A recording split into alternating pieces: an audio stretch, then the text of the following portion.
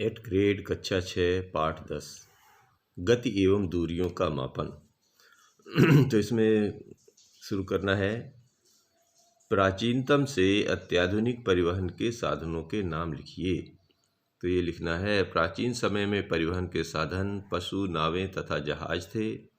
और अत्याधुनिक परिवहन में लिख देना है कार, बस, ट्रक, ट्रैक्टर, ट्रेन, मालगाड़ी, मोटर से चलने वाली नावें, जहाज, वायुयान, बुलेट ट्रेन, सुपरसोनिक वायुयान तथा अंतरिक्षयान हैं। वो जो अपने घर के सामने सीधी सड़क पर किसी वाहन की गति का प्रेक्षण कर रहा है, बताइए वाहन में कौन सी गति हो रही है। तो सीधी सड़क पर किसी वाहन की गति सरल रेखा के अनुदिश होती है। इस प्रकार की गति को सरल रेखीय गति कहते हैं। किसी वक्र रेखा की लंबाई का मापन किस प्रकार करेंगे। तो इस तरह एक वक्र बना दीजिए ए बी को कैसा भी, और इसमें कुछ लिख दीजिए कि वक्र रेखा ए बी की लंबाई मापने के लिए धागे को ए पर रखकर वक्र के परितः घुमाते हुए बी तक ले जाते हैं। फिर ए बी की लंबाई को उचित मात्रक से माप लेते हैं। अगला प्रश्न लीजिए, लुढ़कती हुई गेंद में किस प्रकार की गति होती है। तो इसमें लिख देना है, लुढ़कती हुई गेंद में सरल रेखीय गति के साथ साथ घूर्णन गति भी करती है, क्योंकि गेंद लुढ़कती और घूर्णन करती हुई आगे बढ़ती है। एक समान मापन की आवश्यकता क्यों है। तो प्राचीन काल में लोग पैर की लंबाई, अंगुली की चौड़ाई, एक कदम की दूरी आदि का उपयोग मापन के मात्रक के रूप में करते थे। इससे उलझनें होती थी। इसीलिए एक समान मापन प्रणाली को विकसित करने की आवश्यकता उत्पन्न हुई।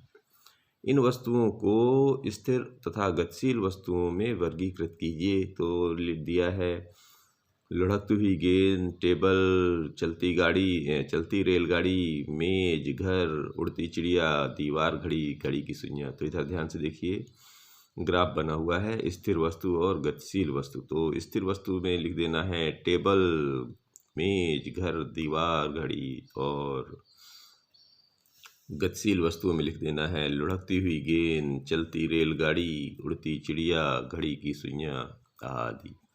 तो अब अगला प्रश्न लीजिए, किसी वस्तु की लंबाई 2.4 मीटर है, इसे सेंटीमीटर तथा मिलीमीटर में व्यक्त कीजिए।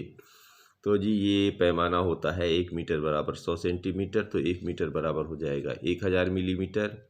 तो 2.54 मीटर को बदल देंगे तो 2.54 गुणे 100 सेंटीमीटर बन जाएगा ये 254 सेंटीमीटर। और 2.54 मीटर को पुनः बदल दीजिए मिलीमीटर में, तो इसमें 1000 का गुणा कर दीजिए।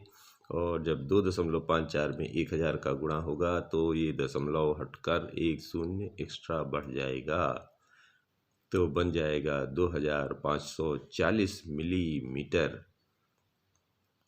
अगला प्रश्न है, वर्तुल गति क्या होती है, उदाहरण सहित समझाइए। तो ऐसा लिख दीजिए कि जब कोई वस्तु इस प्रकार गति करती है कि उस वस्तु की किसी नियत बिंदु से दूरी समान रहती है, वर्तुल गति कहलाती है। अब लिख देना इसमें पंखे की गति जैसे कि। अब प्रश्न लीजिए अगला, लंबाई मापते समय हमें कौन सी सावधानियां बरतने की आवश्यकता है। तो लंबाई मापते समय निम्न सावधानियां बरतने की आवश्यकता है कि पैमाने को वस्तु के संपर्क में इसकी लंबाई के अनुदिश रखना। दूसरा, यदि पैमाने के सिरे टूटे हों तो पैमाने के शून्यांक से माप लेने से बचना चाहिए। इसके लिए अन्य पूर्णांक से नापकर दूसरे पूर्णांक से इसे घटा लेना चाहिए। और आखिरी इसमें लिख दीजिए, माप लेने के लिए आँख की सही स्थिति भी महत्वपूर्ण होती है।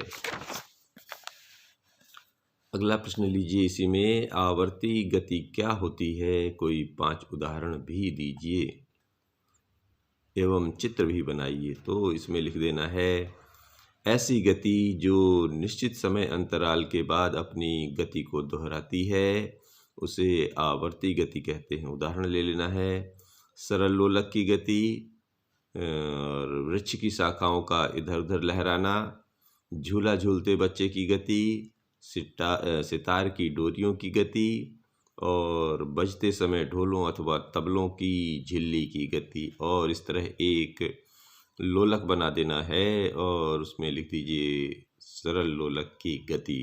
इस तरह ये प्रश्न पूरा होता है। धन्यवाद।